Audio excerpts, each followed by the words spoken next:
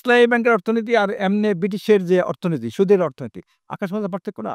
আজকের ইসলামী ব্যাংকগুলো একটা দৃষ্টান্ত স্থাপন করছে না? সেইটার মধ্যে শেষ করে দেওয়া আছে না। মানে যে যত বড় পদে থাকবে সে তত বড় খাদেম হবে। মানে আপনারা যখন মন্ত্রী এমপি হবেন তখন আপনাদের কাছে জনগণ খুব সহজে যেতে পারে। আমরা তো জনগণের মন্ত্রী এমপি মানে জনগণের যে যত বড় পদে থাকবে সে তত বড় খাদেম হবে, জনগণের খাদেম হবে। এখানে কিন্তু ওই লর্ডশিপ নাই, এখানে সেবক হবে, খাদেম হবে। আর সেখানে ইনসাফ থাকবে, হ্যাঁ, স্বজনপ্রীতি থাকবে না, দুর্নীতি থাকবে না, এবং ওপেন কথা বলতে পারবে। আদালত একটা দল সরকারি দলের পক্ষে থাকবে না, সকল মানুষের জন্য থাকবে। হ্যাঁ, তার মানে আপনি মনে করছেন দেশের এখন যে এক ধরনের এরপরে সেই ব্রিটিশ আবর্জনা যারা করে গেছে লুটপাট, ব্রিটিশের বাংলাদেশ সব লুটপাট করে লয়ে গেল, সমস্ত সম্পদ নিয়ে গেল তারা। লুটপাট এটা লুটেরা তো। ব্রিটিশরা একটা হলো লুটেরা দেশ। আজকে দেখেন এত খারাপ দেশটা, সারা দুনিয়ার মানচিত্রে সূর্য এক জায়গায় উঠলে আরেক জায়গায় অস্তমিত যাইতো না।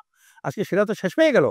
ব্রিটিশ যে দুনিয়া আছে, স্কটল্যান্ড আয়ারল্যান্ড তো আলাদা একটা হয়েছে, আর একটা আয়ারল্যান্ড আছে, ওয়েলস আছে, ওইটা আছে। স্কটল্যান্ড স্বাধীনতা লাভ করছে, তা ব্রিটিশরা থাকবে না। এত যদি ভালো হয় তোমার স্কটল্যান্ড কোনো স্বাধীনতা চায় না। এই দেশটা হলো একটা একটা শোষণ নিপীড়নের দেশ, এই ব্রিটিশটা দেখেন। তারপর অনেক সময় তো অনেকদিন পর্যন্ত মহিলাদের ভোটারই ছিল না ওখানে, খ্রিস্টানদের ভোটার ছিল না ব্রিটিশে, বুঝলেন না? তাদেরকে মানুষই মনে করতো না, গরিলা মনে করতো তারা। এই যে বস্তা বস্তা ব্রিটিশ রাজনীতির যে বৈশিষ্ট্যগুলো আমাদের রেখে গেল, এইসব সিস্টেম আপনারা চেঞ্জ করুন। এইটা চেঞ্জ কর, আমরা এগুলো চেঞ্জ করবো। কারণ ব্রিটিশের একটা জায়গা দেখেন এই জায়গায় উন্নতি আছে। আপনি দেখেন অর্থনীতিরা, ইসলামী ব্যাংকের অর্থনীতি আর এমনি ব্রিটিশের যে অর্থনীতি, সুদের অর্থনীতি, আকাশ পাতাল পার্থক্য না? আজকের ইসলামী ব্যাংকগুলো একটা দৃষ্টান্ত স্থাপন করছে না? সেইটার মধ্যে শেষ করে দেওয়া আছে না ইসলামী ব্যাংক। তো ইসলামী ব্যাংক যদি উন্নত ব্যাংক হয়, ইসলামী আইনটা কেন উন্নত হবে না? ইসলামী বিচারটা কেন উন্নত হবে না বলেন আপনি? সারা দুনিয়ায় তখন ইসলামী ব্যাংকের শাখা শুরু হয়ে গেছে। মানে কি? এটা তো একটা শাখা অংশ, ঠিক না? আজকে ইসলামী বিশ্ববিদ্যালয় যদি ইসলামী শিক্ষাটা মডেল হয় মোটামুটি, হ্যাঁ, তো এরা ইসলামী শিক্ষাটা রাষ্ট্রীয়ভাবে বাস্তবায়ন হলে অসুবিধার কি? ইসলাম হলো নৈতিক শিক্ষা থাকবে, এর সাথে সাথে হলো টেকনিক্যাল শিক্ষা থাকবে। নৈতিক, টেকনিক্যাল, বিজ্ঞান, প্রযুক্তি, এই সবগুলো সমন্বয় তো ইসলামী শিক্ষা। হ্যাঁ, তো এইগুলো তো নাই এখানে। এখানে বিজ্ঞান অনেক ক্ষেত্রে তো আশীর্বাদ না অভিশাপ হয়ে যায়। হ্যাঁ, বিজ্ঞান কিন্তু আশীর্বাদ, যদি এরা মানুষ কল্যাণে হয়। অ্যাটম বোম, অ্যাটমিক এনার্জি হলো মানুষের কল্যাণের জন্য। অ্যাটম বোম হলো মানুষকে ধ্বংস করার যেতে হয়। কি বলেন? আপনি ছুরিটা দিয়ে মানুষের গলা কাটবেন নাকি ফল কাটবেন? ভয় কাটতে হয়। এই তো এইটা। কাজে এই জিনিসটা একটা আমূল পরিবর্তন দরকার ভাই। এই দেশটাকে আমূল পরিবর্তন করতে না পারলে যত সরকারের পরিবর্তন হোক, নেতার পরিবর্তন হোক, হ্যাঁ, কিন্তু দেশ ও জাতি মানবতার তত মুক্তি আসবে। এবার আরো আমরা একটা বিশ্বাস করি যে ইউনূস সাহেবকে আমরা বলছি যে আমরা অনেক ভালো লোকগুলো, কিন্তু আমরা নেতা ভালো কিন্তু নীতি খারাপ।